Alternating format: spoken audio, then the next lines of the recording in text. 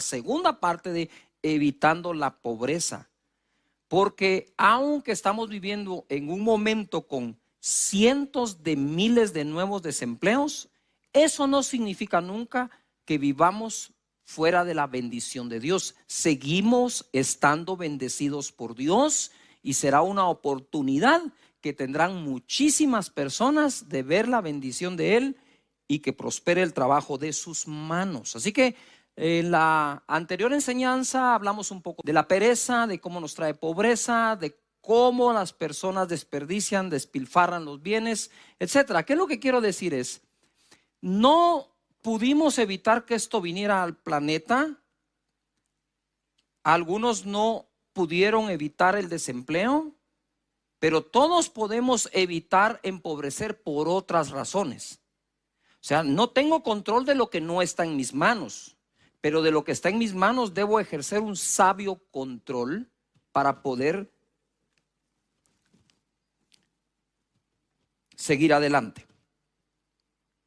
En Proverbios capítulo 6, verso 6, dice así: ve a la hormiga, oh perezoso, mira sus caminos y sé sabio, la cual no teniendo capitán, ni gobernador, ni señor, ojo acá, no tiene capitán, gobernador, ni señor, no tiene jefe la hormiga. Prepara en el verano su comida y recoge en el tiempo de la cosecha su mantenimiento. Perezoso, ¿hasta cuándo has de dormir? ¿Hasta cuándo te levantarás de tu sueño? Como dijo alguien, si hay alguien que tiene sueños y nunca los ve cumplirse, es porque de plano está durmiendo mucho. ¿Hasta cuándo te levantarás de tu sueño? ¿Hasta cuándo vas a dormir? Ojo al 10. Un poco de sueño, un poco de dormitar, solo un poco, no es mucho, un poco. Ponga ahí poco, subráyalo, porque a veces nosotros despreciamos lo poco, ¿verdad? O menospreciamos el asunto que sea poco lo que se hace. Dice, un poco de sueño, no necesita mucho, solo un poco. Y un poco de dormitar y cruzar por un poco las manos para reposo. Así vendrá tu necesidad como caminante y tu pobreza como hombre armado. Es decir, esto de cruzar los brazos por un poco, de dormir otro poco, de perecear un poco, que qué rico andar pereceando, eso lo único que hace es atraer como un imán gigantesco a la pobreza. Y dice aquí que te puede sorprender como un hombre armado, o sea, un asaltante. ¿Qué quiere decir eso? Que no te puedes dormir en tus laureles, no porque ya tienes un poco de ahorro, no porque ya llenaste el presupuesto. Entonces a descansar por aquí, a descansar por allá, porque de pronto dice que la pobreza vendrá como un hombre armado y todo lo que hiciste, quizás de forma diligente, se pierde por estar pensando, no, si solo es un poquito, solo es un poco de tiempo, y si no es mucho. ¿Tú sabes que se necesitan solo 21 días para quebrantar un buen hábito? Como también 21 días para reemplazar un hábito o para crear uno nuevo, sea bueno o sea malo. Y ya pasaron más de 21 días en esta pandemia.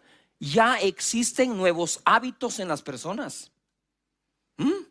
¿Qué tal el hábito de que como reciben clase los niños desde la casa, ya no, pues no se van a poner el uniforme, o si no usan el uniforme, entonces una pijama, entonces como ya los hábitos ya se metieron. Y nosotros como padres de familia decidimos cuál va a ser el nuevo hábito que nuestra gente va a practicar. ¿Por qué tú crees que hemos hecho todo esto en casa de Dios? Yo le digo a mi equipo, cuidado, nuestra gente regresa con malos hábitos. Tenemos que seguir adelante, que vean que nos estamos esforzando haciendo todo lo que hacemos, los grupos, los encuentros, la academia, las graduaciones, los lanzamientos, todo, las promesas de fe ensancha. Ya empezamos a planear Hechos 29. Sin estar pensando, de pronto en esa época ya nos van a dejar congregarnos presencialmente. Y si no, pues vamos a hacer como que si no, para que no te falte nada a ti. Porque ese es nuestro llamado. Así que ante esto tenemos que aprender algo. No puede ser que una hormiga termine siendo más sabia que los hijos de Dios que tenemos acceso a la mente de Cristo. Es penoso, es vergonzoso levantar las manos a Dios para adorarlo y cruzarlas para no trabajar.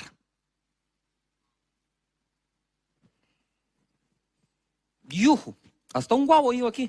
Quiere decir que está pegando esa onda. Debemos ser diligentes. Yo no voy a decir algo, ser diligente o negligente no hace acepción de personas. Los principios de cómo trabajar y todo, no hace acepción de personas, de ninguno, ¿verdad? Y yo les he contado esto, que me recuerdo que un viernes fui a una vigilia de esas clásicas, que empieza a las 9 de la noche, termina a las 6 de la mañana. Yo no me quería perder nada. Puntual, el primer cántico había que estar ahí, ¿verdad? Y aquellas vigilias en que uno salta, danza, se acaban las calorías ya para la medianoche, uno ya está que no sabe ni qué pasó, porque se acabaron las calorías, ¿verdad? Y entonces termina la vigilia a 6 de la mañana y yo voy para mi casa cuando, ¡boom!, sin gasolina el carro. ¿Por qué no tenía gasolina el carro?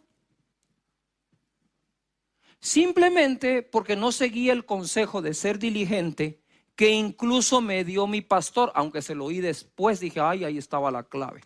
Él decía, nunca espere que el tanque de gasolina se vacíe. Cuando se gaste un cuarto de tanque, llene el cuarto de tanque, o medio tanque y lo vuelve a llenar. Ah, no, la belleza que iba a hablar hasta en lenguas esa noche, como yo en el Espíritu Santo, decidió que todavía, por la gracia y la misericordia de Dios y los ángeles que me rodean, ese poco de gasolina iba a alcanzar. Pues no alcanzó. Y los ángeles creo que solo me observaron diciendo, la negligencia no hace acepción de personas. Ahí me tenía usted a las 6 de la mañana con un envase de plástico, con una manguera, yendo a una gasolinera a pie, caminando para regresar, para sacar la gasolina. Es horrible. ¿Qué necesidad hay de hacer eso? Si de todas maneras le tenía que echar gasolina. Pero miren, antes de ir a la gasolinera, reprendía a Satanás, al diablo de escasez de gasolina, a la escasez de combustible. Reprendí, hablé en lenguas, canté, le di vuelta al carro y no arrancó. Porque esos principios no tienen que ver con cuánto reprendas y qué batalla espiritual juegas. Eso tiene que ver con ser diligente o negligente. Proverbios 10:4 dice, la mano negligente empobrece. No importa de quién sea esa mano, si es del jefe, del trabajador, del socio mayoritario, del minoritario. No importa si es la mano de quien sea. La mano negligente empobrece, más la mano de los diligentes enriquece. El que recoge en el verano es hombre entendido. El que duerme en el tiempo de la siega o cosecha es hijo que avergüenza. La versión, en otra versión, la traducción al lenguaje actual dice, si no trabajas te quedas pobre, si trabajas te vuelves rico. El que es precavido guarda comida durante el verano, el que duerme durante la cosecha termina en la vergüenza. Wow, eso merece hasta un traguito de té.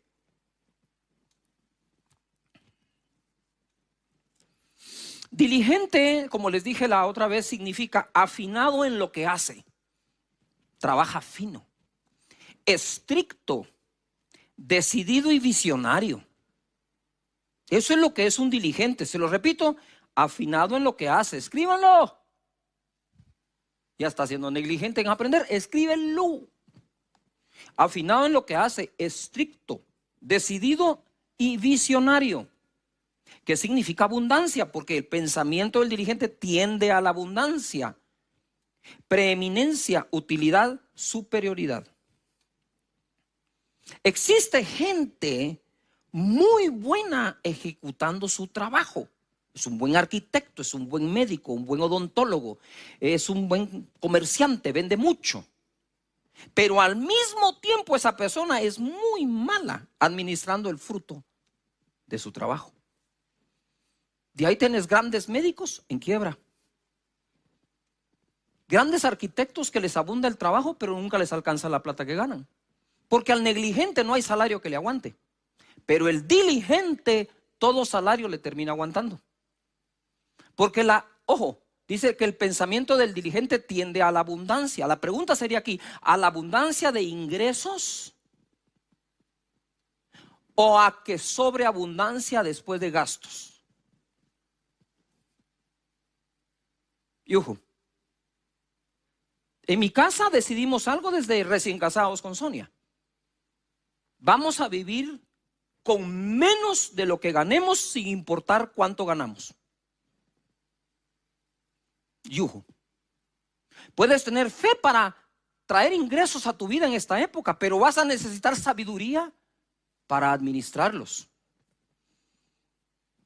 Esto se los dije la semana anterior y se los vuelvo a repetir.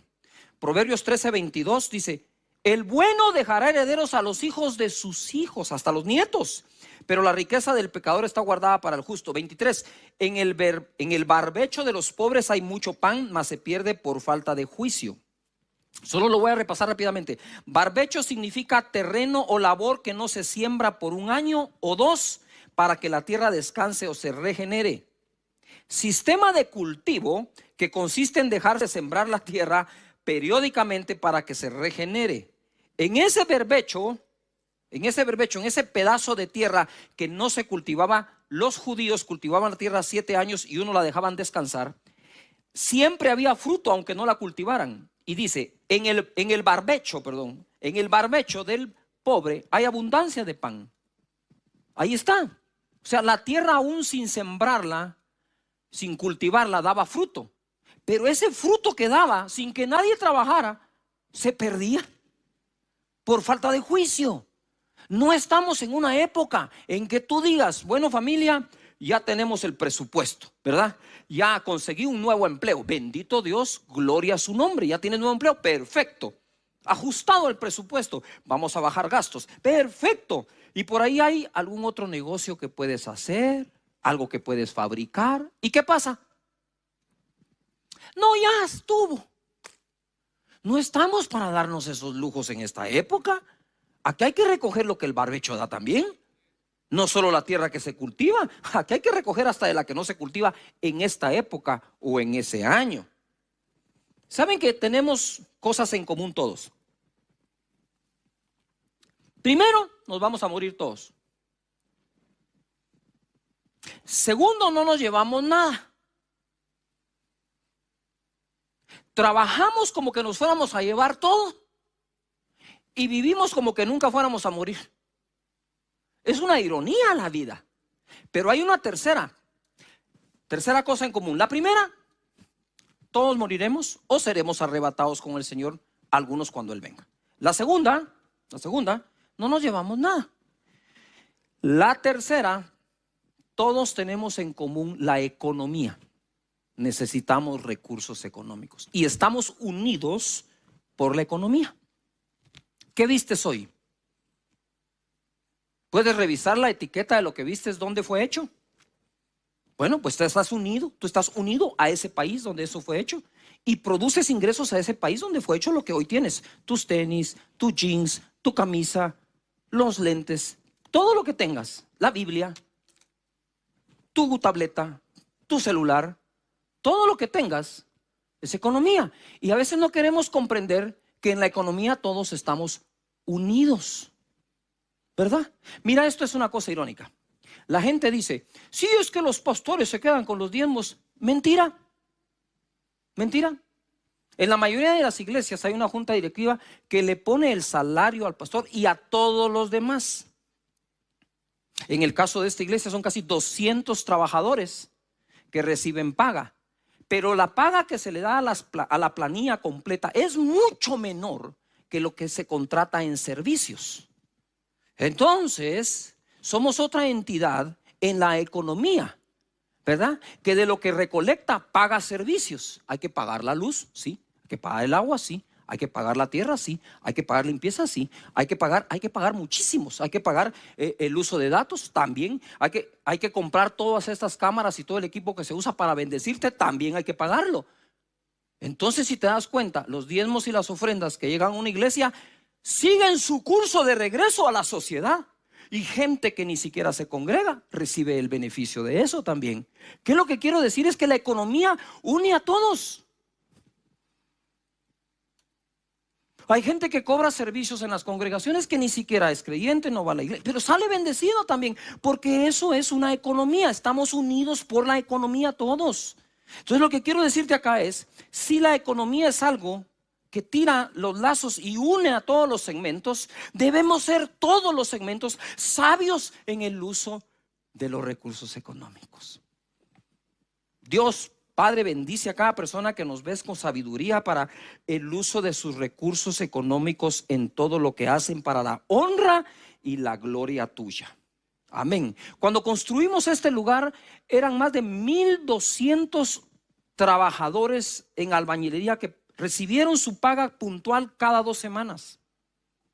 No derroches, tesoro precioso y aceite hay en la casa del sabio. Estoy leyendo Proverbios 21:20. Lo leo de nuevo. Tesoro precioso y aceite hay en la casa del sabio, mas el hombre insensato todo lo disipa. El que sigue la justicia y la misericordia hallará la vida, la justicia y la honra. Este es el caso del hombre pródigo. Pastor, ¿por qué no dice hijo pródigo? Porque es que pródigos hay un montón, papás, hijos, tíos, sobrinos y de todo. Entonces hablemos mejor del hombre pródigo. Pródigo significa el que desperdicia. La palabra pródigo, como lo he enseñado varias veces, no aparece en la Biblia, sino que es un título que le pusieron a la parábola, ¿verdad? Y el que sí sabía qué significa pródigo, le puso ese nombre, la parábola del hijo pródigo. Hablemos de los hombres pródigos, de los seres humanos pródigos. Verso 13 del capítulo 15. No muchos días después, ni le tardó la onda, juntándolo todo, por favor subrayen todo. El hijo menor se fue lejos a una provincia apartada y allí desperdició sus bienes viviendo perdidamente. Y cuando todo lo hubo malgastado, vino una gran hambre en aquella provincia y comenzó a faltarle. Se juntó, como dice alguien, el hambre con las ganas de comer. Justo cuando llegó la crisis a la provincia, aquel lo había malgastado todo. Yo escribí algo, dije, bueno, si algún día pierdes todo, pero sabes cómo lo hiciste, lo puedes volver a recuperar. Pero si tienes de todo y no sabes cómo se hizo, el día que lo pierdas, no sabrás ni por dónde empezar. Así que este hijo o este hombre pródigo regresó de su papá a que le enseñara a ser un buen jornalero o un buen trabajador. Él no sabía ni cómo volver a hacer lo que perdió. Entonces regresó al aprendizaje. Hay que sentarnos a aprender. La palabra disipa significa, o disipar, hacer desaparecer algo, desintegrarlo o aún evaporarlo. En otras palabras, al pródigo se le evaporó todo lo que tenía. ¿Y ahora cómo lo hago? Nadie me da trabajo. Ojalá pudiera apacentar unos cerdos, por ahí lo mandaron. Quisiera comer de eso. ¿Cómo teniéndolo todo puede llegar ahí? Ojo acá, vuelvo al principio de la predicación, que no te tome por sorpresa. Un poco de malgastar, un poco de pereciar, un poco de cruzar las manos. Así vendrá tu pobreza repentinamente como un asaltante armado. Yo no quiero esas sorpresas. Nadie quiere esa sorpresa. Pero hay una diferencia entre aquello que deseo que jamás pase y lo que hago para que no pase. Las personas que hoy en día han perdido todo en medio de una crisis como esta, pero saben cómo hacerlo, son las personas con menos miedo al futuro. Agarran a su familia y dicen, ya sabemos cómo se hace, ¿verdad? Sí, bueno, lo vamos a volver a hacer. Y para adelante. Entonces, quizás es tiempo para reaprender, para meditar. ¿Qué pasa si hubiera aprendido esto antes? Bueno, ya no podemos regresar el tiempo. Pero ¿qué pasa en el futuro si no lo aprendes ahora? Vamos a repetir los mismos errores del pasado, porque esta pandemia tiene que hacer que nos sentemos a pensar y a meditar en qué hemos hecho y qué hemos dejado de hacer. En casa del sabio hay riquezas y perfumes, pero el necio gasta todo lo que tiene. El que busca ser recto y leal encuentra vida y honor. Y ahora voy a la traducción al lenguaje actual. En casa del sabio hay riquezas y perfumes, en casa del tonto solo hay desperdicios. Y escribí acá, este hombre pródigo perdió todo. Ay, ¿cómo lo digo? Lo digo como es, por tonto. Perdió todo por tonto, porque en la casa del tonto solo hay desperdicios, dice. Y vivió, dice, desperdiciando los bienes. Vicios y malas juntas, Proverbios 23:20. Por aquí. Estoy tomando un poco de la semana anterior que enseñé y algo nuevo. Y ahorita no te lo pierdas porque se pone buenísimo. No estés con los bebedores de vino ni con los comedores de carne, porque el bebedor y el comilón empobrecerán, y el sueño hará vestir vestidos rotos. Empobrecer y vestidos rotos. Oye a tu padre, a aquel que te engendró, y cuando tu madre envejeciere, no la menosprecies. En la versión Dios habla hoy, dice así: no te juntes con los borrachos ni con los que comen demasiado, pues los borrachos y los glotones acaban en la ruina y los perezosos se visten de harapos. Atiende a tu padre que te engendró, no desprecies a tu madre cuando sea anciano. Esto está impresionante. Las malas juntas traen malas conversaciones y las malas conversaciones corrompen buenas costumbres. El problema no es si vas a tomar como ellos toman. El problema es si vas a imitar las acciones que ellos tienen. Porque podrías decir: no, yo no veo. No bebes, pero quizás vas a imitar acciones de una persona que está haciendo eso.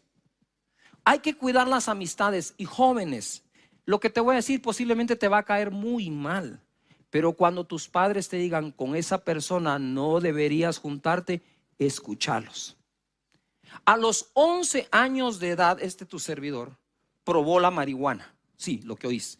11 años de edad, en quinto primaria, yo cargaba en el calcetín los puros de marihuana. 11 años, ¿vos te imaginas eso? ¿Cómo la probé? Un amigo me la obsequió.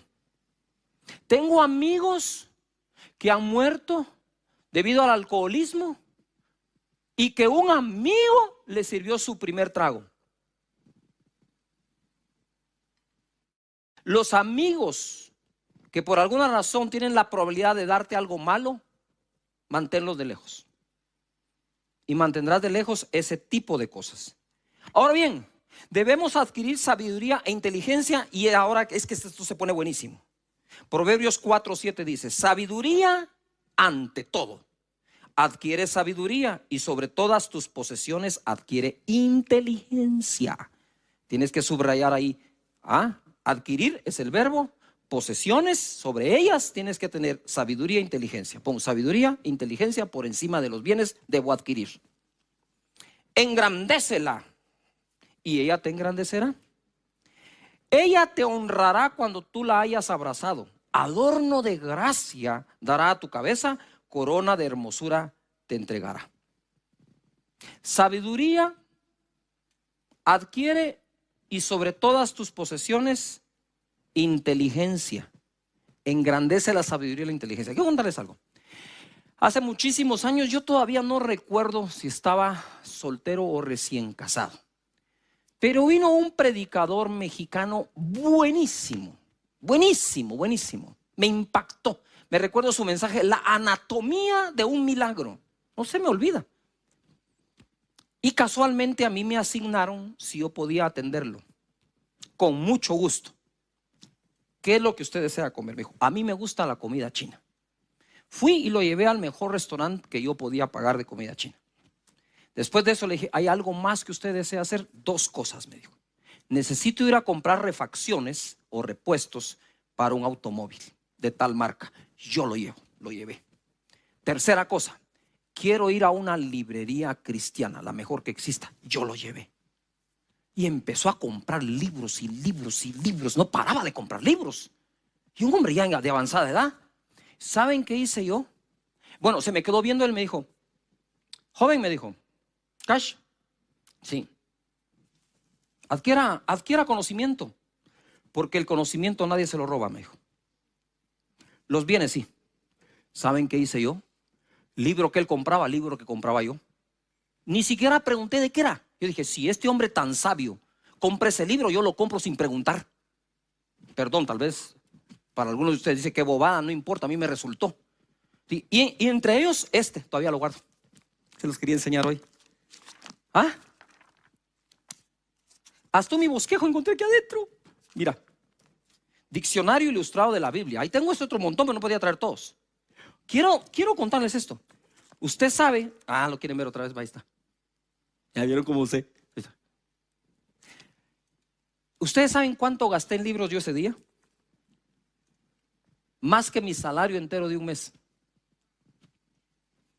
Después dije, oh cielos, ¿y ahora quién podrá defenderme? Y el Chapulín Colorado no apareció por ningún lado. Pero no me arrepiento de haber hecho. Él me enseñó algo muy importante. Si es necesario, paga por adquirir la sabiduría.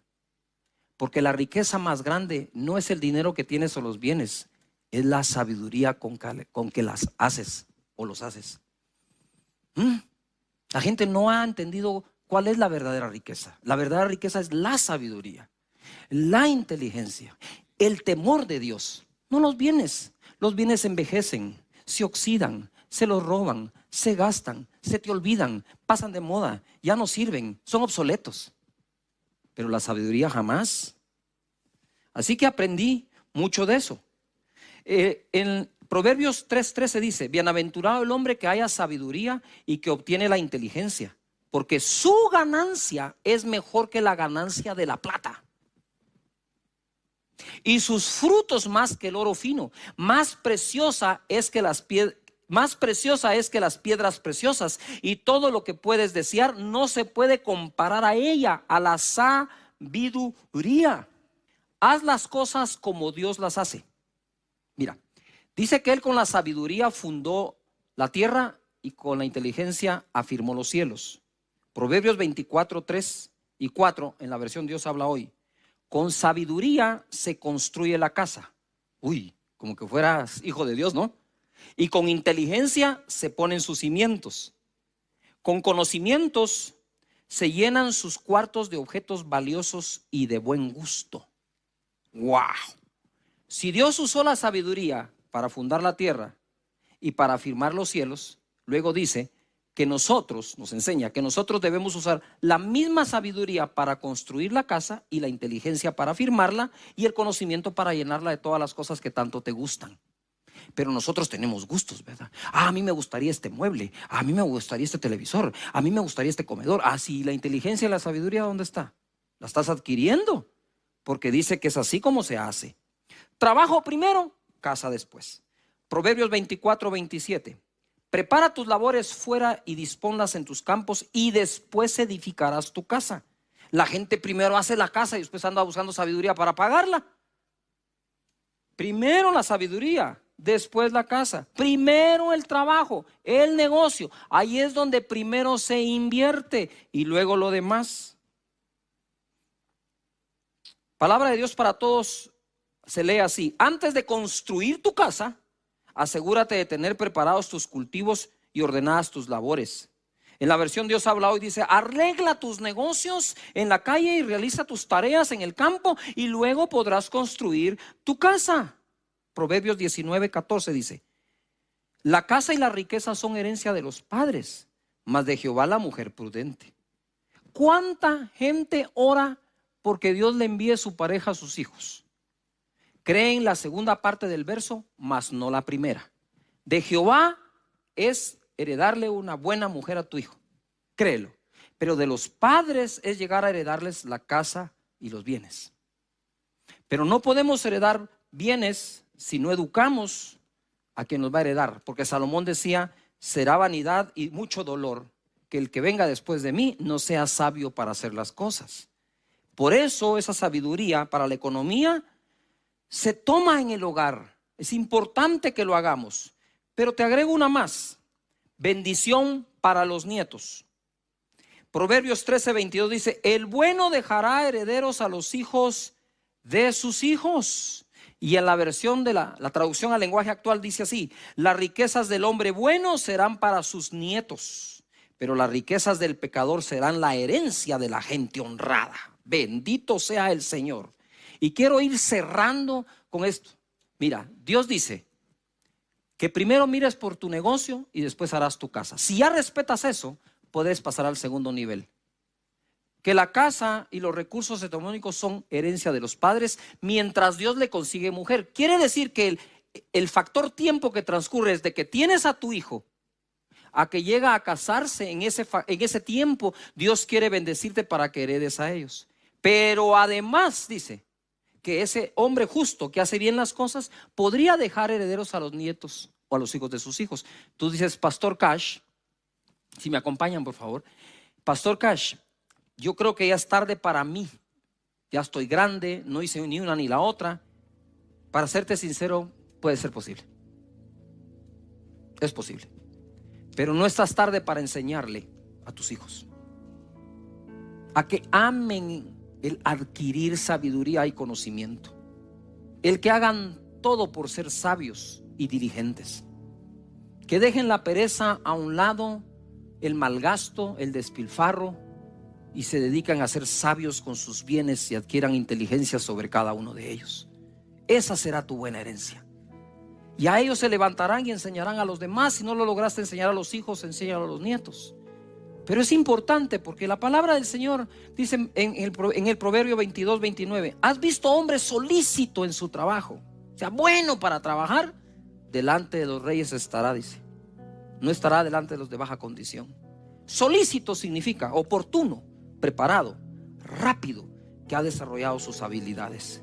Y para cerrar voy a ir de nuevo a este libro. Ese día aprendí más con este hombre de Dios en una librería que lo que predicó en el púlpito.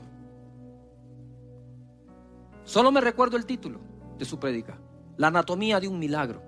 Habló de la unción, del poder para sanar enfermos. Me encantó. Pero lo que aprendí entrando con él a una librería nos ha valido hasta este día.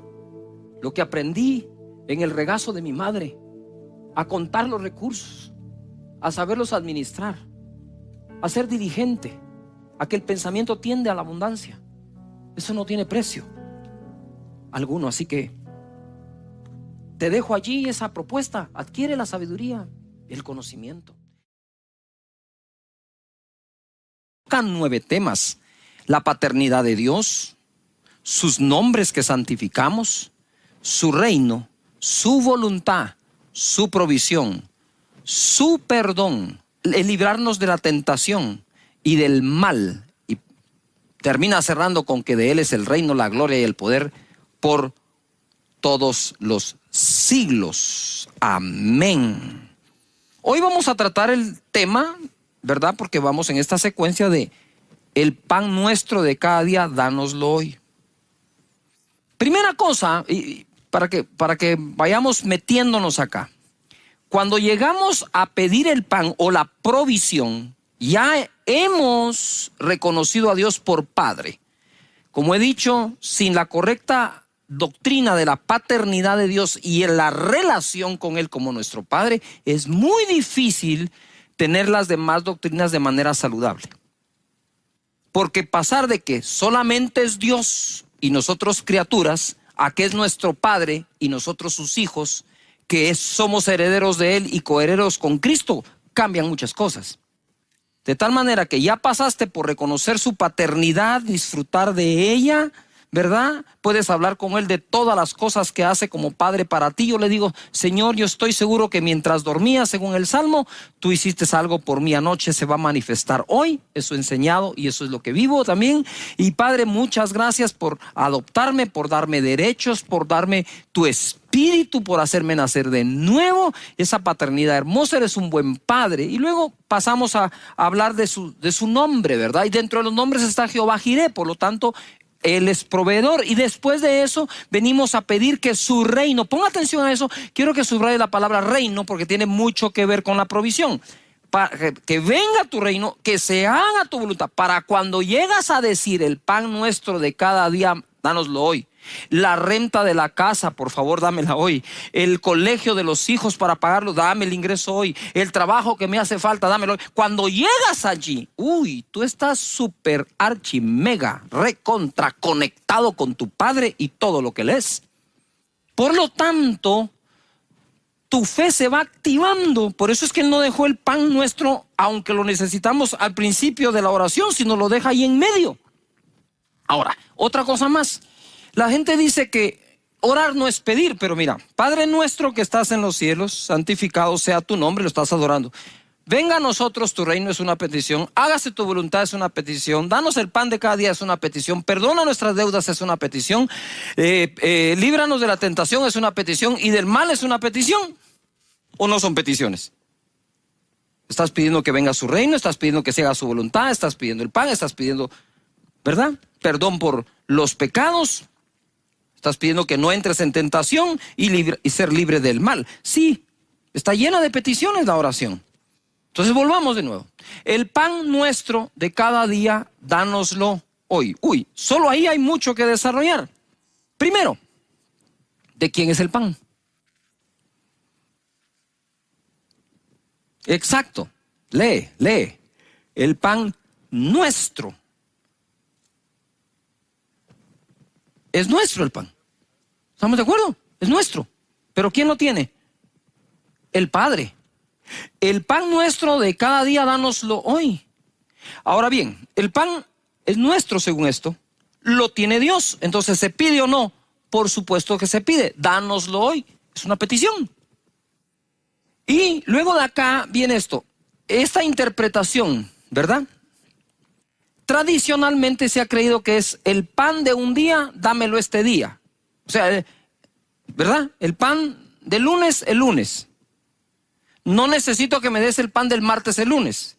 Pero si eso fuera así, estaría fuera de todo el contexto bíblico de lo que Dios ha hecho para proveer, excepto con el maná que dio en el desierto, en el cual ya no estamos, ni el pueblo de Israel está. Si esa interpretación fuera la más correcta, entonces Israel no sería el país próspero que es, sino que estarían todavía recogiendo el maná. Aquí es la provisión de cada día, dámela hoy. Por eso es que tienes refrigerador. En tu refrigerador hay pan para más de un día, hay alimento para más de un día. Déjame irte explicando esto porque se pone fenomenal. Vas a ver cómo coincide con todas estas escrituras. Si lo tomamos literal, es decir, el pan de un día, dámelo solo este día. No sé si me estoy explicando. Entonces, hasta tener un refrigerador podría ser pecado, ¿no? Pero ojo. Pero entonces no, eso no concuerda con el sistema de siembra y cosecha de todo tipo de cultivo que nos alimenta. Porque cuando la gente llega a cosechar, no cosecha el trigo de un día. Llega a cosechar el trigo de una temporada. ¿Me estoy explicando acá? Si eso fuera de un día para un día, entonces, Señor, todos los agricultores, ¿verdad? En Israel o los que cultivan trigo habría que recoger hoy el trigo para hacer el pan de hoy. No recojan el resto del trigo. Mañana recogemos el trigo para el pan de mañana. Pasado, el trigo de pasado para el pan de pasado. Se echa a perder la cosecha. No sé si me estoy explicando. Todo el sistema climatológico del planeta funciona para que existan tiempos para sembrar y tiempos para cosechar, para que tengamos que comer. ¿Me estoy explicando acá? Muy bien. Eso es nada más como para ubicarnos, ¿verdad? Y tener una visión acá. Mira lo que dice Proverbios 3:8.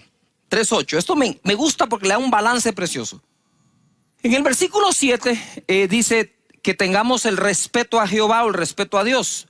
¿Por qué? En el 8. Porque será medicina a tu cuerpo y refrigerio a tus huesos. Aquí hay un beneficio para el cuerpo. Será medicina a tu cuerpo, refrigerio a tus huesos. Honra a Jehová con tus bienes y con las primicias de todos tus frutos. O sea, los frutos. Si hay primicias de los frutos es porque hay más cosecha de frutos que solo la primicia. Y serán llenos tus graneros. Ahí hay pan para más de un día. Y tus lagares rebosarán de mosto. Ahí hay mosto o vino para más de un día. ¿Qué es lo que quiero explicar acá? Pueden haber épocas en que vamos realmente al día. Pero eso no quiere decir que no podamos pedir que esa provisión venga en un día. Te voy a explicar cómo funciona esto, o cómo puede funcionar si tienes fe. Si el pan viene de esa cosecha de trigo, o ese pan o ese alimento, lo compras con tu salario, con tu ingreso, podrías hacer la prueba y empezar a orar cuando ores por el pan nuestro de cada día, dánoslo hoy. ¿Me estoy explicando? Podrías decir: Señor, yo quisiera que el salario que gano en un mes me lo dieras en 3 semanas. Acortar el tiempo en que ese ingreso venga. Las empresas pueden decir: Señor, la utilidad que nosotros tenemos cada 3 meses, te pedimos que sea mensual. Yuhu. Tú sabes que yo tengo este sistema de oración aún por las personas que conocen a Jesús. Es la oración que he aplicado para que Casa de Dios crezca como ha crecido. Y Señor, las personas que te recibían, sí, cada mes, Padre, que te reciban cada semana. Que las personas que te reciben en su corazón cada semana, Padre, que te reciban cada día. ¿Ya ves? De una semana en un día. Sería como que el evangelista ore: Padre nuestro que estás en los cielos, ¿verdad? Y cuando llega la provisión de almas, puede decir: Señor, y las almas que se han ganado cada día, dámelas hoy. Hoy, de una vez, hoy. ¿No creen que parece ser de la lógica que así trabaja todo? Entonces, hay que ubicarnos en este tipo de oración. Ahora, quiero decirte de dónde viene realmente la provisión de Dios. Viene en la oración del Padre Nuestro, viene de la primera parte de la oración. Venga a nosotros tu reino. Porque Mateo 6:31 dice: no se afanen pues diciendo qué comeremos o qué beberemos o qué vestiremos. Porque los gentiles buscan todas estas cosas, pero vuestro Padre Celestial sabe de qué tienes necesidad de todas estas cosas. Mas buscad primeramente el reino de Dios y su justicia, y todas esas cosas serán añadidas. Por eso en el Padre Nuestro empezamos diciendo: Padre nuestro que estás en los cielos, venga a nosotros tu reino. Y en ese reino, Señor, yo te quiero servir. Ábreme la oportunidad para seguir sirviendo, para servir en mi grupo, para servir en la academia de liderazgo, para poder servir en un encuentro, para poder servir en donde estés sirviendo al Señor, porque primero es tu reino, primero es tu reino. Por eso es que nos congregamos el primer día de la semana, porque buscamos primeramente su reino, y entonces las demás cosas serán ¿qué? Añadidas. Y por eso el pan nuestro de cada día se pide después de buscar su reino.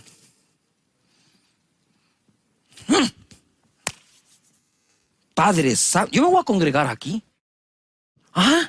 Mira esto. Mira el Salmo 34, por favor, deleítate en Jehová. Dice el Salmo 34:1: bendeciré a Jehová en todo tiempo. Su alabanza estará de continuo en mi boca. De continuo. No solo el día domingo, de continuo. En Jehová se gloriará mi alma. Lo oirán los mansos y se alegrarán. Engrandeced a Jehová conmigo y exaltemos aún a su nombre.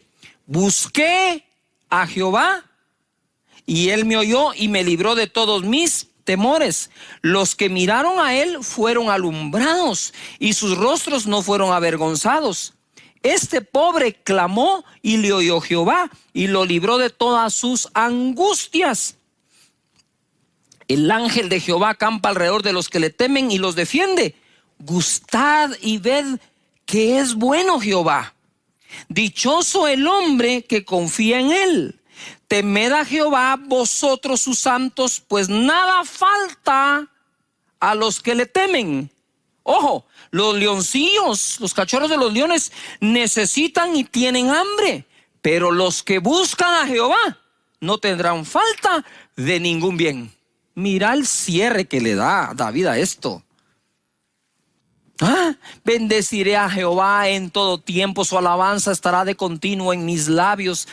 Está diciendo él acampa alrededor de los que le temen. Este pobre clamó y lo libró de las angustias. Me imagino que esas angustias estaban relacionadas con el estado económico por el cual el rey David pasó en ese momento.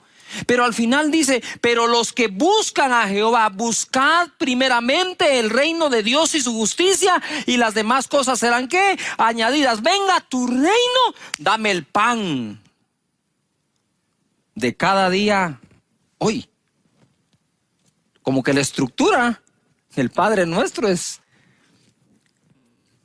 inspiración divina, pues no puede ser otra cosa. Amén. Mira, como les he dicho, a mí me gustan tanto los deportes como el apóstol Pablo. El apóstol Pablo, si no se recuerdan que él dice, todos los que corren en el estadio, la verdad, corren, pero correr de tal manera que... ¿Se recuerdan? Él mismo habla de eso. A mí me gustan mucho los deportes porque aprendo. Y entonces cuando a uno le están enseñando alguna disciplina de deporte, por ejemplo, si yo voy y levanto unas pesas, ¿verdad? Dice, bueno, así levantan las pesas un amateur. Después te ponen, pero así las levanta un profesional. Y la técnica, cómo la agarran, cómo la suben. Me estoy explicando, hay técnica. ¿Cómo pateo la pelota Cash Luna de fútbol? Como un amateur me sale para allá. ¿Cómo la patea un pro? Ellos saben dónde ponen el peso, cómo se inclinan, qué ángulo agarran, cómo patean la pelota, dónde dejan la vista. ¿Cómo juega golf un amateur? ¿Y cómo juega golf un pro? ¿Cómo juega? Me estoy explicando. La diferencia son los gestos, el orden, la estructura. Ahora, perdón acá lo que voy a decir. ¿Cómo ora un amateur y cómo ora un pro? Yuhu, valga la comparación. Dios quiere que aprendamos a orar como pros. Profesionales en oración para la gloria del Señor. Que sepamos qué se ora primero, para poner fundamento, qué se ora después, cómo va increciendo la oración hasta decir, dame el pan de cada día hoy. Él es nuestro proveedor. Déjame seguirte diciendo acá. Los que buscan a Jehová no tendrán falta de ningún bien. Salmo 23:1. Jehová es mi pastor. Nada que me faltará. Buscad primeramente el reino de Dios y esas cosas serán ¿qué? Venga tu reino y después el pan nuestro de cada día, dánoslo. Ven la estructura, perdón que insista en esto, no quiero ser tan redundante, pero quiero dejarlo tan claro que cuando tú estés orando y llegues a ese momento, digas, Padre, no me hará falta de ningún bien, y empieces a pedir conforme su voluntad. No olvidemos que ha sido Dios el que nos ha provisto. Deuteronomio 8:11 dice, cuídate de no olvidarte de Jehová tu Dios para cumplir sus mandamientos, sus decretos y sus estatutos que yo te ordeno hoy. No suceda que comas y te sacies, ojo, y edifiques buenas casas. No dice edifica una casa, no dice edifiques una buena casa, dice, y edifiques buenas casas en que habites, y tus vacas y tus ovejas se aumenten, y la plata y el oro se multipliquen, y todo lo que tuvieres se aumente, y se enorgullezca tu corazón, y te olvides de Jehová tu Dios, que te sacó de la tierra de Egipto, de casa de servidumbre. Y digo yo, Señor, si dice tu palabra acá, y se vuelva orgulloso tu corazón y te olvides, quiere decir que el hecho que nos bendigas de esa forma, como dice Deuteronomio, abre la posibilidad de que alguien se vuelva orgulloso y se olvide de Dios y se olvide de ti. Si existe la posibilidad que una persona que bendigas tanto se olvide de ti, ¿para qué la bendices? Y el Espíritu Santo creo que me mostró y me enseñó que son dos cosas separadas la una de la otra.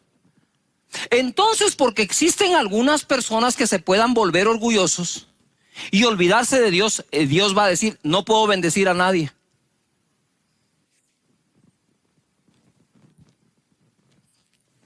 ¿Cómo así? Y todos los que han sido bendecidos en gran manera, que en lugar de olvidarse de Dios, lo buscan de más intensamente y de todo corazón. Yuhu. Pero piensa por un momento como padre. ¿Te gustaría ver a tu hijo mal pero que no se olvide de ti? ¿O preferirías verlo bien aunque se olvide de ti? Ojo, esto es delicado. Personas que tienen a sus hijos viviendo en otro país como migrantes, les ha ido bien y quizás ya no llaman por teléfono a diario, hasta tienen la oportunidad de viajar para verlos en Navidad o algo y no lo hacen. Quizás el afán de la vida los absorbió, se han olvidado un poco de quiénes fueron los que lo apoyaron, lo educaron, lo bendijeron. Sin embargo, aunque al padre y madre le duela eso, prefiere verlos bien allá que mal aquí. Ese es el amor que tiene Dios como Padre para con nosotros. Él no quiere que nos perdamos, Él no quiere que nos volvamos orgullosos, pero tampoco quiere vernos sin este tipo de bendiciones. Él desea bendecirte. Mira lo que dice el verso 17 de Deuteronomio 8. Y digas en tu corazón: mi poder, ojo, y la fuerza de mi mano me han traído esta riqueza, de la que habló anteriormente. 18. Sino acuérdate de Jehová tu Dios, porque Él te da el poder de hacer las riquezas, a fin de confirmar su pacto que juró a tus padres, como en este día. Muchas cosas aprendemos de este verso. Primero es, en lugar de olvidarte, reconocerlo. Entonces lo reconocemos. Si el Señor te dio el trabajo, te dio la empresa, todo, reconócelo todos los días. Señor, si esta empresa existe es por ti, si estos clientes compran es por ti, es por la gracia que nos has dado. Gracias, Señor, por las utilidades. Aparto el diezmo que es tuyo de lo que me has dado, y lo reconoces. Eso guarda tu alma de olvidarte de que fue Él y de ponerte orgulloso. Ahora aquí hay una pequeña trampa respecto al olvido. Porque el hecho que lo mencionemos no quiere decir que realmente lo reconozcamos. Mira esta. Si tienes tanto miedo en medio de esta pandemia de lo que será tu provisión en el futuro, ¿verdad? Y temes que no va a volver a ver la provisión que había antes, lo más seguro es que inconscientemente ya se te olvidó que fue Dios el que te dio en el pasado. Porque si estás consciente que es Dios el que te dio en el pasado, ¿por qué tener miedo si va a haber en el futuro, si el mismo Dios que te dio en el pasado te dará en el futuro? ¡Yuhu! ¡Yuhu! Esto es cuestión de olvidarnos de que ha sido Dios el que nos dio el poder de hacer los bienes. No es nada más decir: yo no me acuerdo de Dios, no voy a la iglesia, no me quiero. No, que esto es muy sutil. Hay que tenerle mucho cuidado.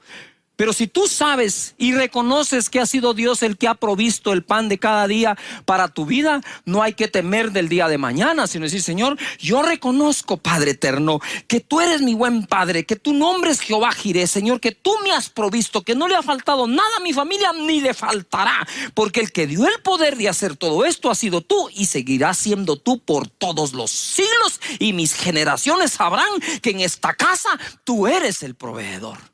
Así se ora. Gloria a Jesús. Estoy muy contento hoy, ¿verdad?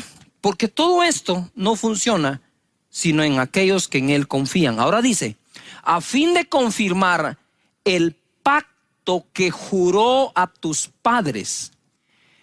Dice: y Dios, no te olvides, acuérdate que fue Dios el que te dio el poder de hacer las riquezas, a fin de confirmar el pacto. Wow. Hebreos capítulo 6, verso 13.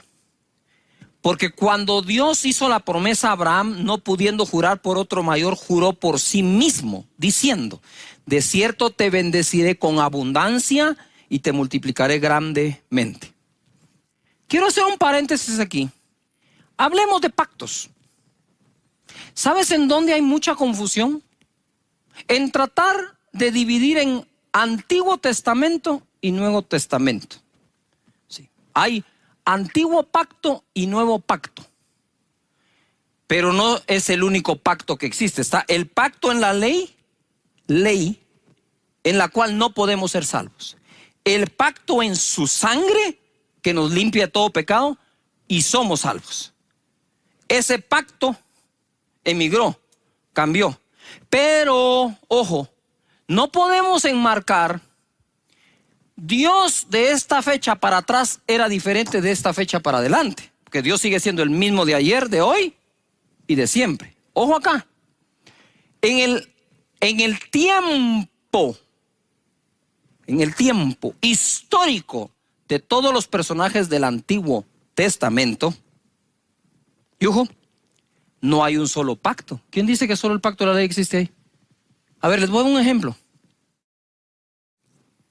¿Acaso no existe el arco iris hasta el día de hoy como señal del pacto que Dios hizo con los hombres de no volver a destruir la tierra a través de un diluvio?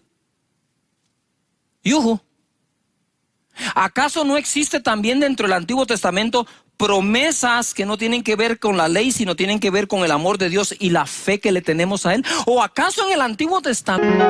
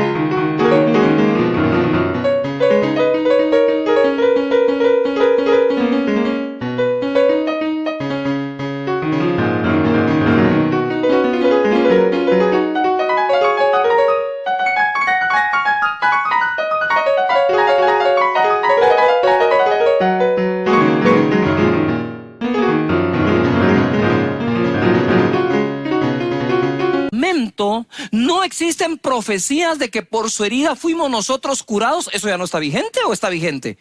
El hecho de que por la ley no podamos ser salvos no significa que no existan otros pactos que no son pactos de la ley.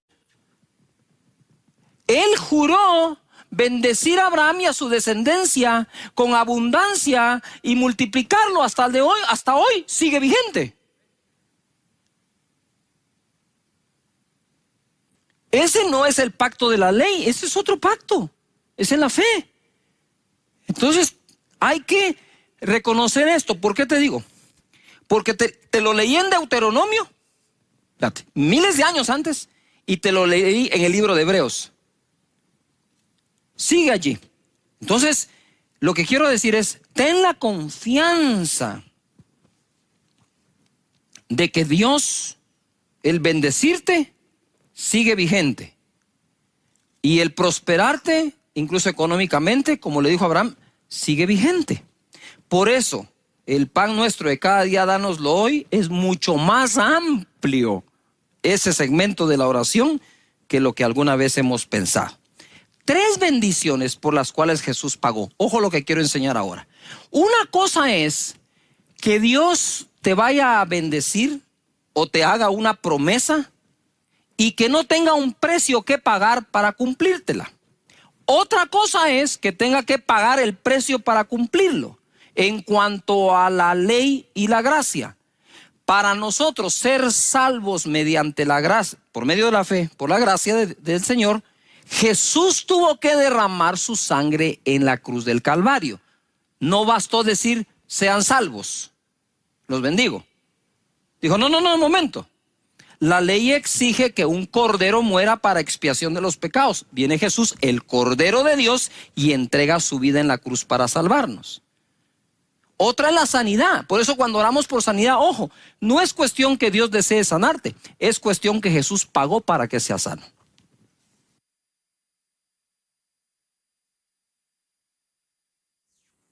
Perdón que me dé aquí la vuelta. No sé si notamos la diferencia, ¿verdad? No es lo mismo que te dé alguien un abrazo, por lo cual no tuvo que pagar ningún precio, a que llegue con un obsequio que tuvo que comprar con 6 meses de su salario, tuvo que pagar un precio. Jesús pagó el precio para salvarnos, para darnos como regalo la salvación, Él pagó el precio. Para sanarnos, Él pagó el precio. Vamos a 1 Pedro 2:24. Quien llevó Él mismo nuestros pecados en su cuerpo. Sobre el madero, Él llevó los pecados. Para que nosotros, estando muertos a los pecados, vivamos a la justicia, y por cuya herida fuisteis sanados. Dice la escritura, Él llevó nuestras enfermedades, sufrió nuestros dolores, por su herida fuimos nosotros curados. Ponga atención, Él llevó nuestra enfermedad, pero nunca se enfermó, porque la llevó en la cruz, no la llevó durante los 33 años de vida. ¿Me estoy explicando? Porque entonces, si Él llevó mi enfermedad, no en la cruz, sino que la llevó durante toda su vida, tuvo que haber sido enfermo desde niño. Y ojo, Él llevó nuestros pecados sobre el madero en la cruz. No es que Él tomó los pecados y Él pecó toda la vida. ¿Me estoy explicando? Fue en la cruz, en el momento de su sacrificio. Segunda de Corintios 8:9. Pongan atención a este verso. Porque ya conocéis la gracia de nuestro Señor Jesucristo, que por amor, subrayen, por amor a vosotros se hizo pobre, ojo, siendo rico. ¿Qué era entonces? ¿Pobre o rico? Claro. Así como fue sano, pero llevó la enfermedad, fue santo, pero llevó el pecado, Él no fue pobre, pero llevó la pobreza en la cruz cuando lo despojan de sus finas vestiduras y muere como pobre. Muere como que fuera pecador sin serlo. Él pagó el precio por amor a nosotros. Y mira lo que dice. Se hizo pobre, no dice fue pobre, se hizo pobre siendo rico. Algunos dicen era rico en el cielo. No está hablando de eso, porque entonces sería otra cosa. Lo que está hablando aquí es lo siguiente. Mira, es muy difícil creer realmente con las escrituras que Jesús fue pobre si tenía tesorero. ¿Acaso no fue Judas el tesorero?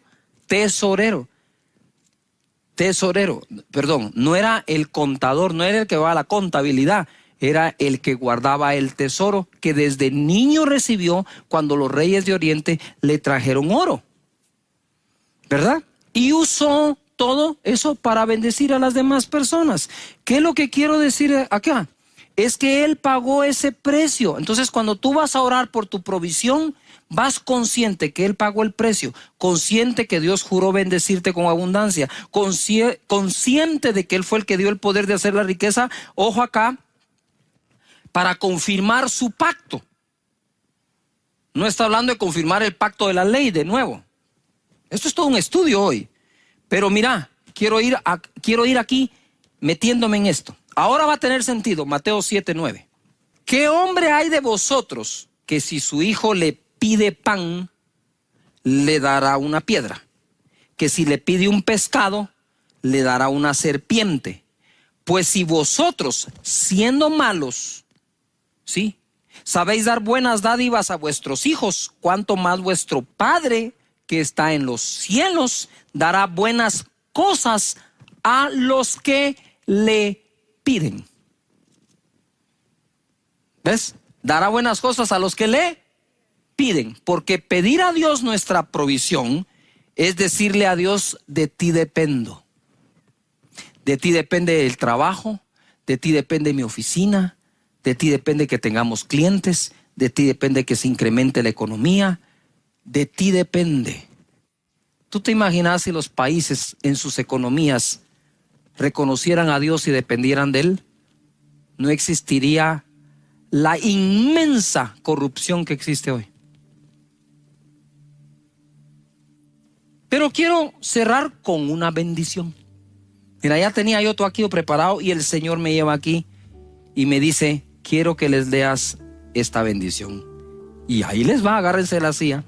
Salmo 144:12.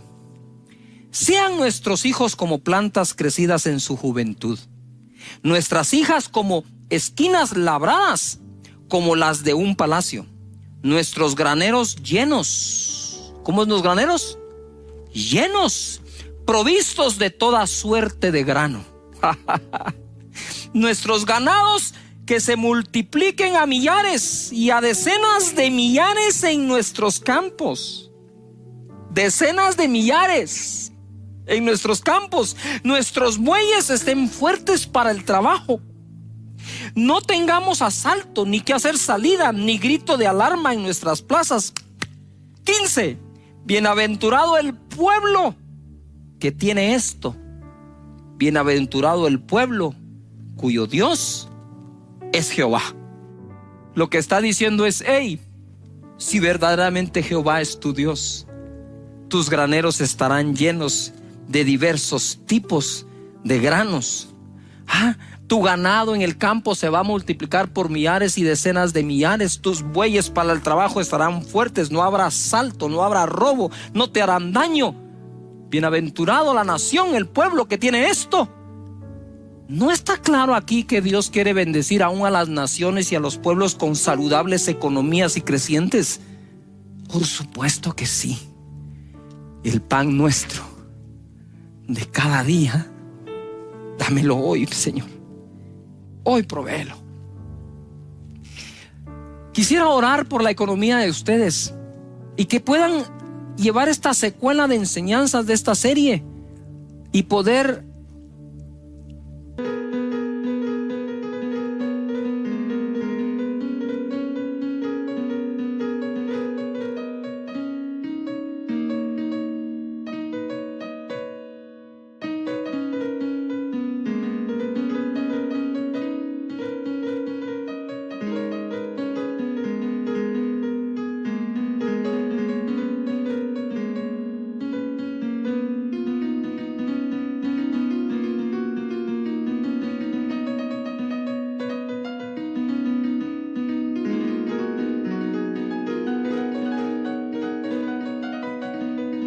así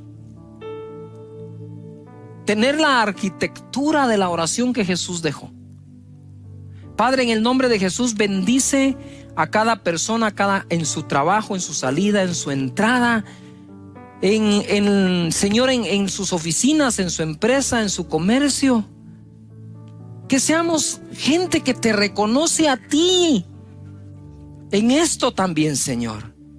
Que así como te buscamos para estar saludables y sanar de las enfermedades, también te busquemos para que nuestra economía esté bien y que de ti dependamos y esté claro en nuestro ser que de ti dependemos para todo.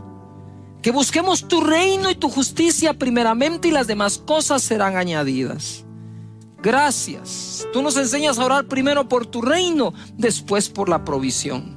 A servir en tu reino, después en nuestros trabajos. Muchas gracias, Señor. ¿Cómo vamos a aprender a orar? La arquitectura de la oración.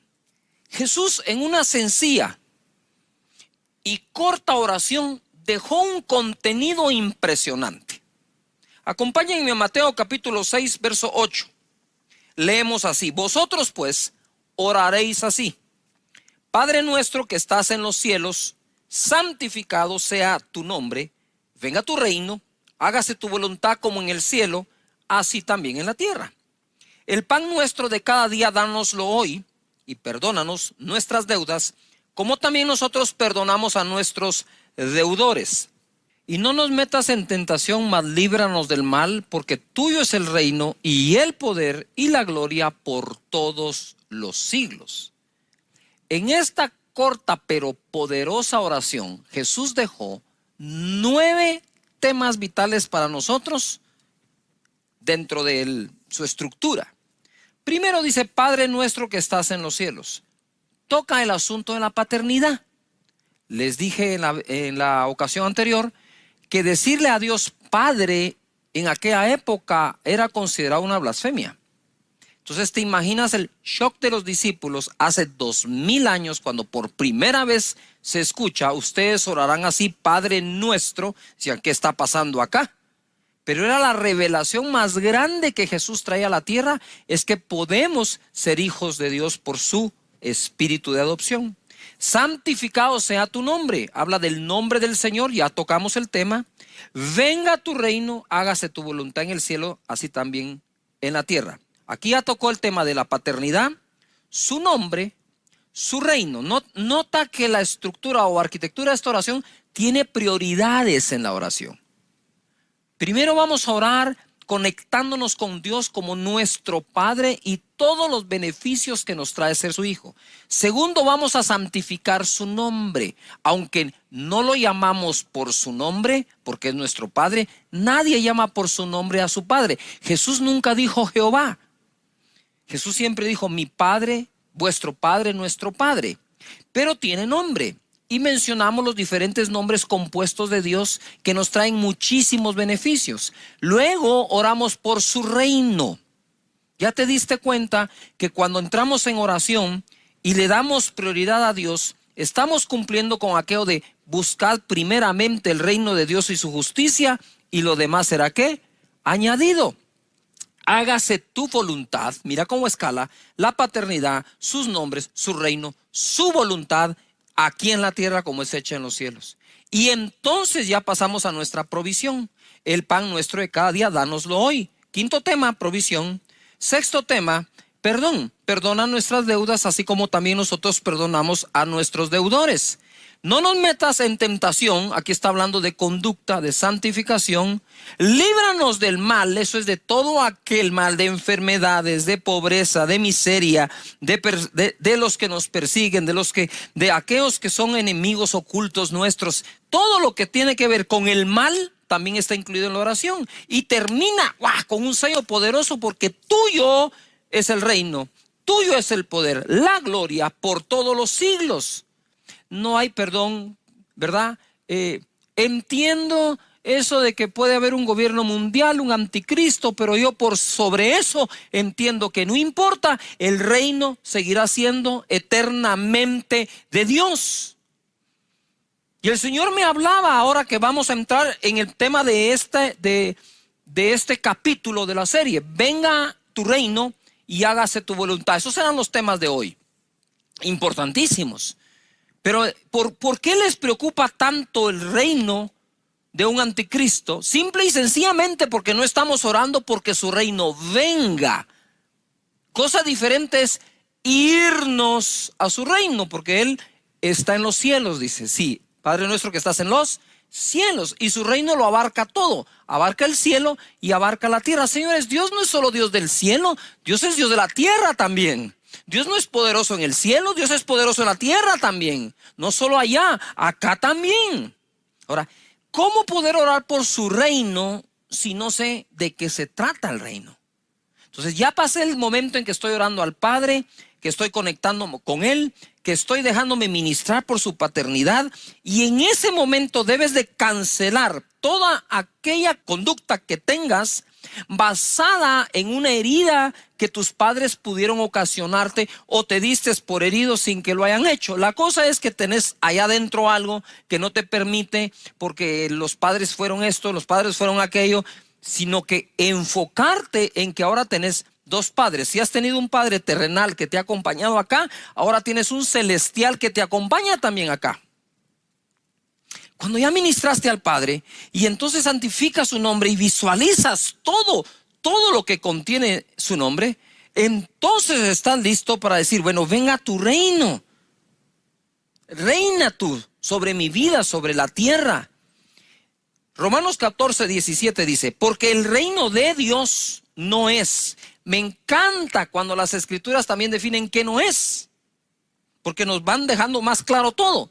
No es comida ni bebida, es decir, no eran las costumbres de que comen o que beben, sino justicia y paz y gozo en el Espíritu Santo. Es decir, no hay reino de Dios sin el Espíritu Santo, porque es justicia, paz y gozo en el Espíritu.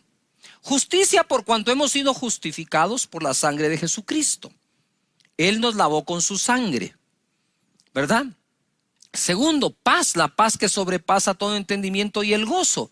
Entonces, una de las características de las personas que viven en su reino, ¿verdad?, es que saben que su justicia viene de Dios y no de los hombres, y viven en paz y tienen gozo.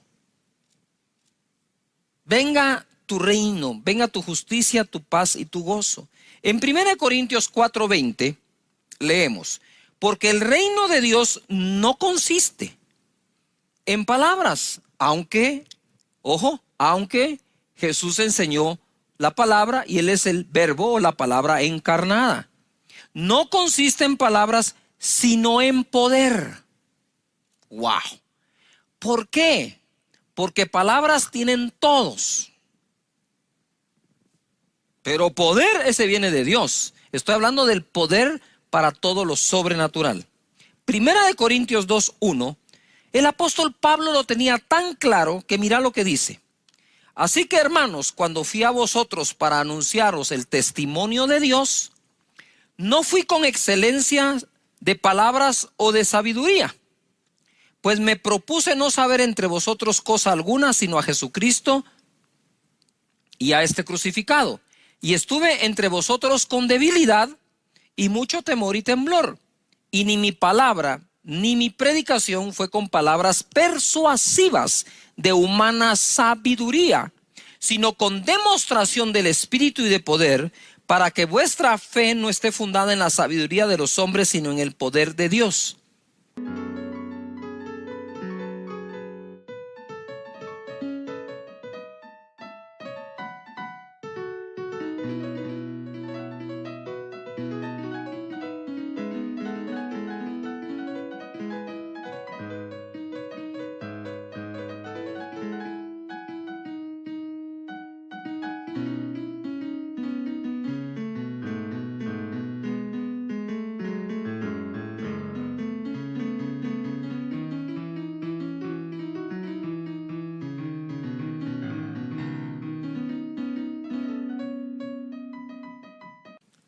He aquí el por qué es tan importante que el poder del Espíritu Santo sea manifiesto, para que la fe no se base en palabras de persuasiva sabiduría de hombres, no se basa en la elocuencia de una persona, no se basa en la excelencia de las palabras que tiene para hablarnos, sino en que es evidente que Dios le acompaña.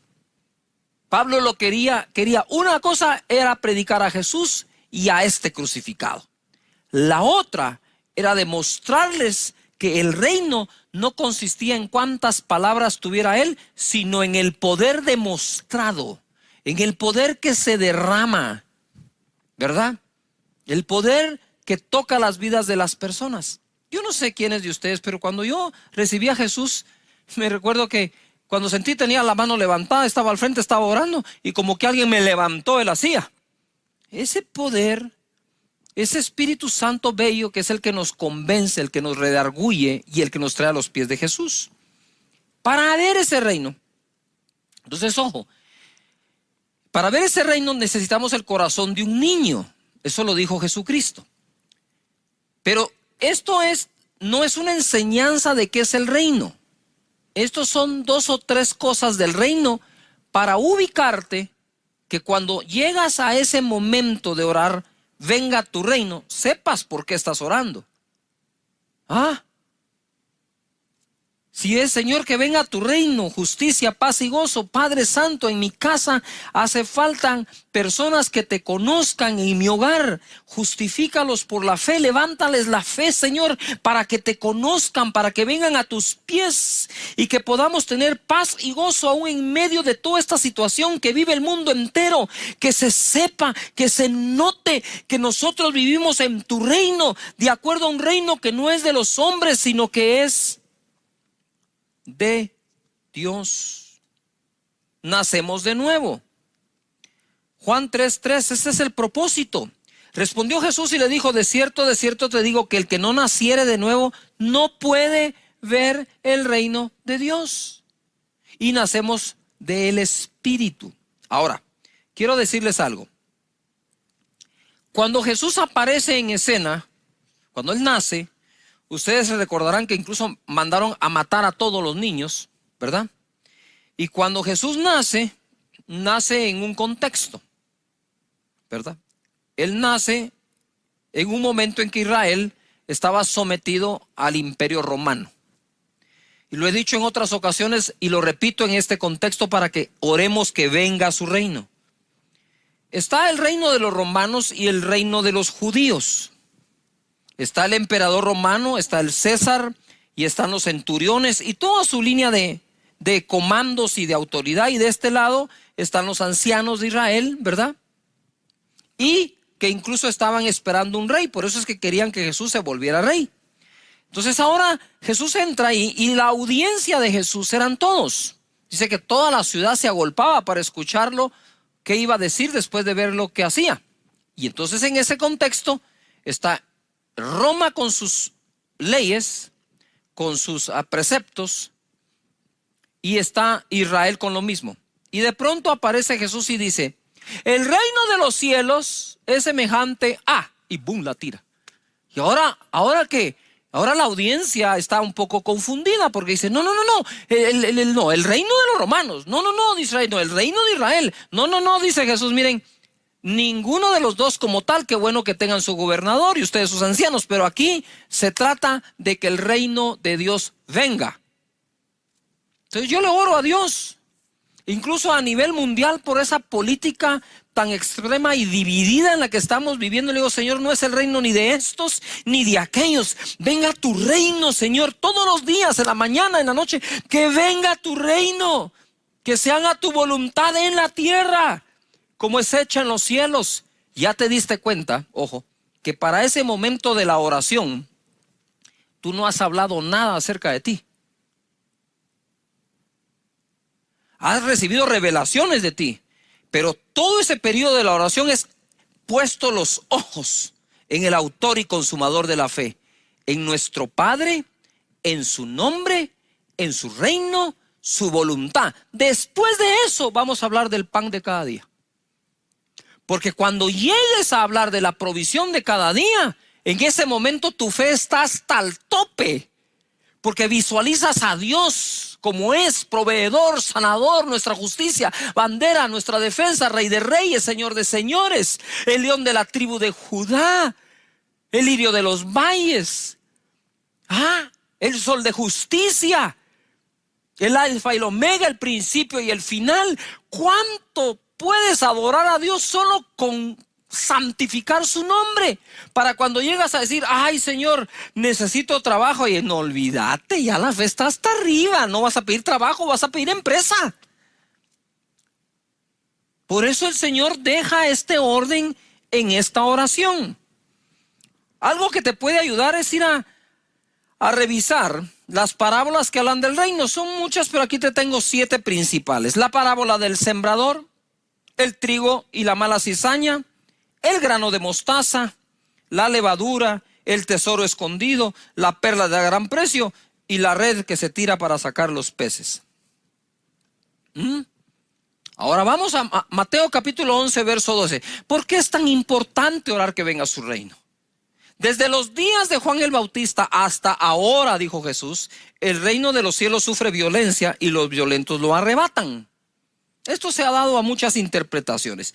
Para que tengamos un poco más de luz de este pasaje, quiero leerlo en la versión Dios habla hoy.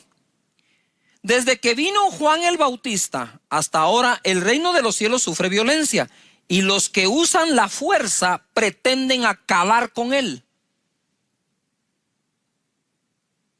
Señores, nada ni nadie va a impedir que el reino de Dios venga, que el reino de Dios se establezca. ¿Ya se dieron cuenta? No es el gobierno de un lado ni del otro, ni de unos ni de aquellos, sino el de Dios. Pero ese reino que está estableciéndose en la tierra sufre violencia. Dice, y los violentos creen que con su fuerza pretenden acabar con el reino. Entonces tú estás orando: Padre, ya estás con la paternidad de nuevo, perdón que insista, pero estoy tratando de guiarte, de dirigirte como pueda a que lleves esa arquitectura, ese diseño de la oración a tu dormitorio, a tu alcoba, cerrada la puerta, en privado, y puedas orar de esta forma y tener resultados. Pasemos al otro tema. Hágase tu voluntad. Esto es para muchos muy, ¿cómo digo yo? Tal vez ambiguo. no está claramente definido. Pero ¿cómo puede ser que en un hogar terrenal, el nuestro, sí esté definida la voluntad de papá y mamá para los hijos? Sí se define la voluntad. Y como hijos de Dios nos cueste tanto discernir cuál es la voluntad de Dios. Entonces vayamos de lo general a lo específico. Romanos 12:2. No os conforméis a este siglo o este mundo, sino transformaos por medio de la renovación de vuestro entendimiento para que comprobéis o experimentéis, dice otra versión, cuál sea la buena voluntad de Dios, agradable y perfecta. Para empezar, sabemos que la voluntad de Dios es buena, agradable, perfecta. Claro, hay momentos en que estar haciendo la voluntad de Dios sabemos que es bueno, pero no es tan agradable, es incómodo, y de perfección le vemos poco porque no vemos el panorama completo que Dios tiene para nuestra vida.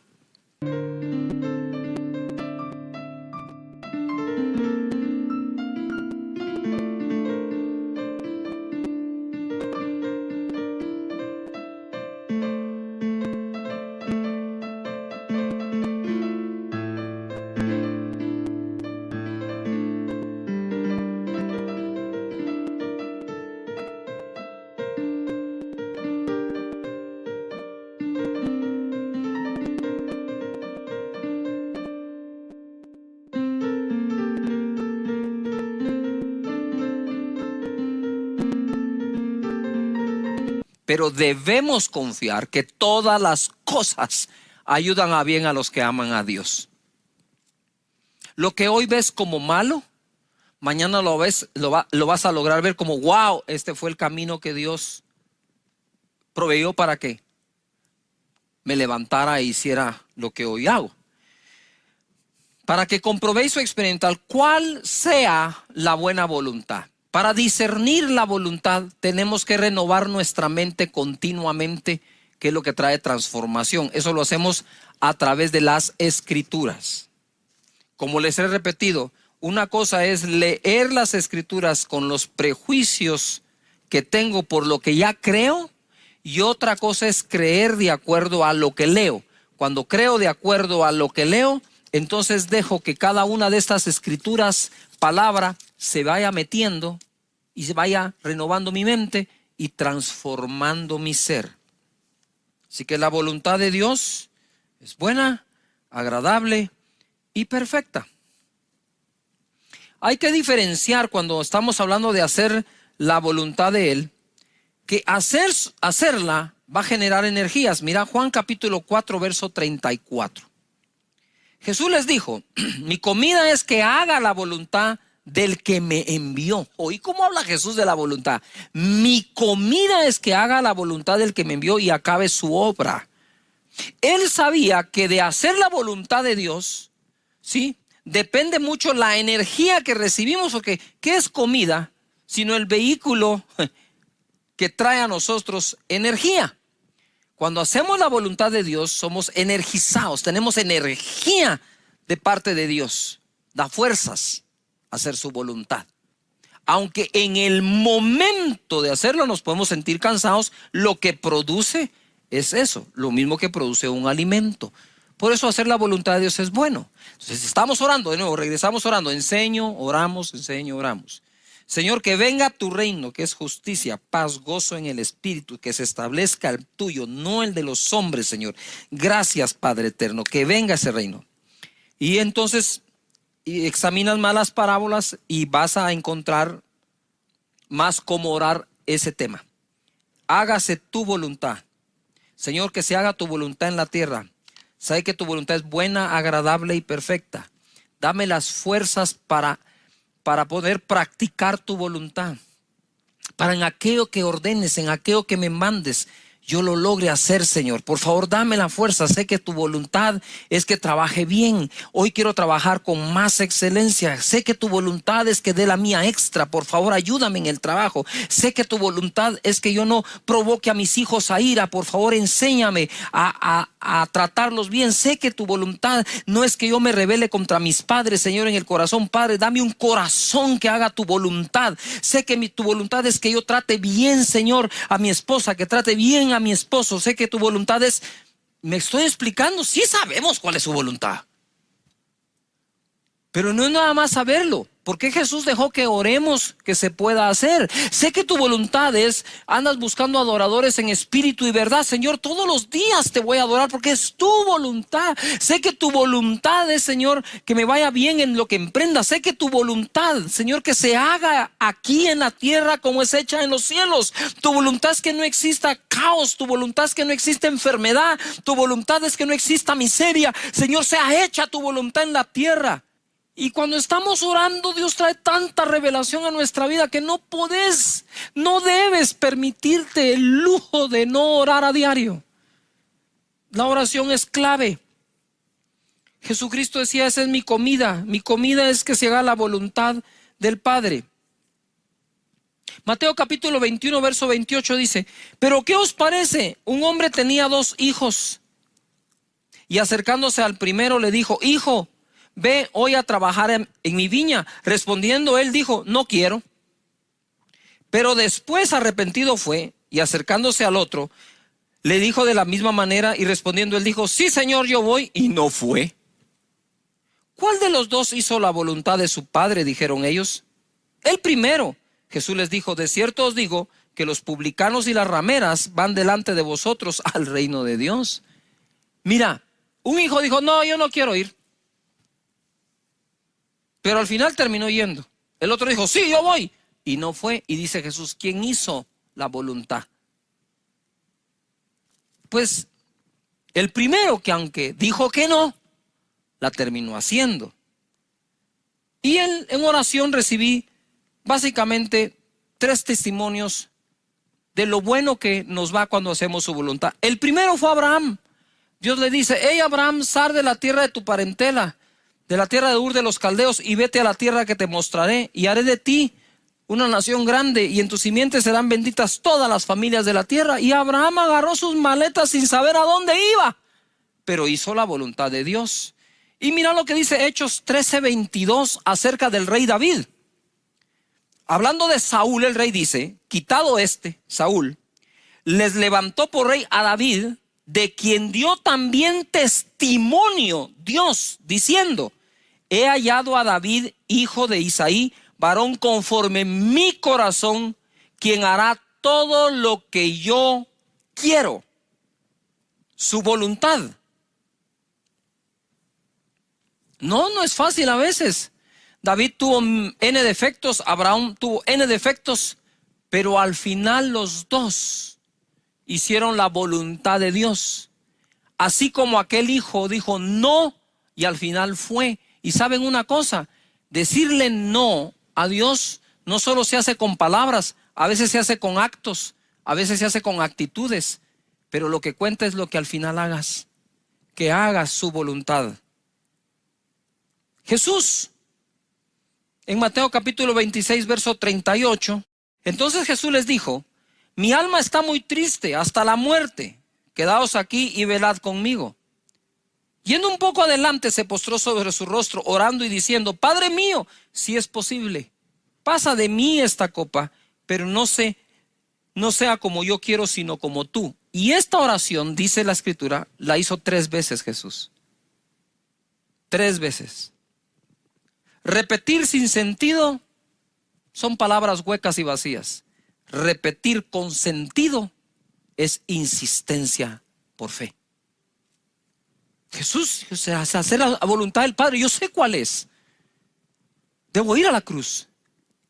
Pero Señor, si hubiera alguna posibilidad de que la humanidad se salve sin que yo tome de esta copa, al final entendió que no. Pero mira la consecuencia, Filipenses 2:5. Haya pues en vosotros este sentir que hubo también en Cristo Jesús, el cual siendo en forma de Dios no estimó el ser igual a Dios como cosa a que aferrarse, sino que se despojó de sí mismo o a sí mismo, tomando forma de siervo, hecho semejante a los hombres. Y estando en la condición de hombre, se humilló a sí mismo, haciéndose obediente hasta la muerte y muerte de cruz. Obediente, su voluntad. 9, por lo cual Dios también le exaltó hasta lo sumo y le dio un nombre que es sobre todo nombre, para que en el nombre de Jesús se doble toda rodilla de los que están en los cielos y en la tierra y debajo de la tierra, y toda lengua confiese que Jesucristo es el Señor, para gloria de Dios Padre. Bendito sea Dios por haber hecho la voluntad del Padre. Hoy está exaltado hasta lo sumo y le dieron un nombre sobre todo nombre, para que en ese nombre los que están en el cielo, en la tierra y debajo de la tierra se hinquen y confiesen que Jesús es el Señor. Gracias, Padre eterno. Gracias. Entonces, resumen, empiezas a orar el Padre Nuestro de esta manera, no en una repetición vacía, sino consciente de que estamos orando en cada uno de esos 9 temas que Dios nos dejó para orar. Gracias, Señor Jesús. Gracias, Jesús.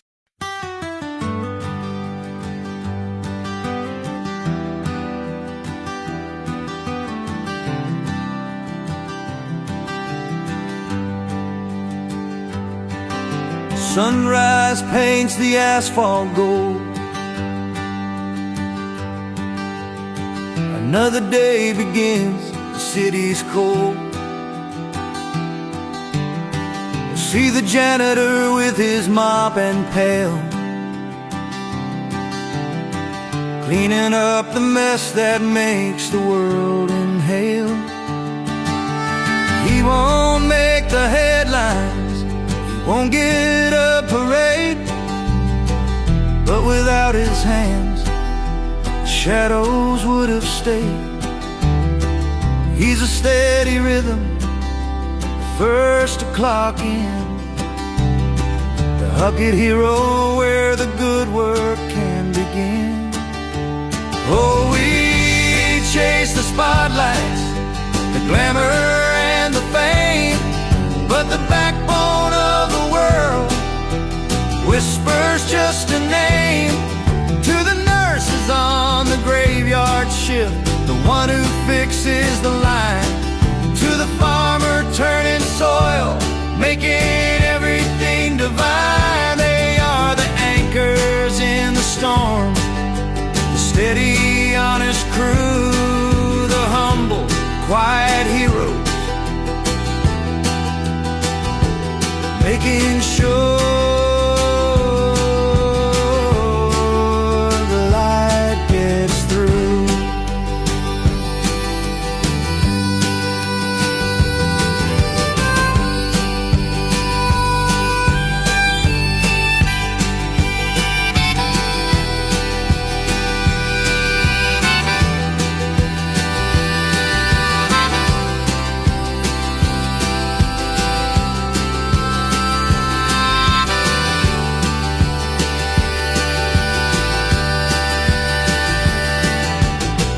Think of the teacher in a classroom small, answering the questions, catching every fall.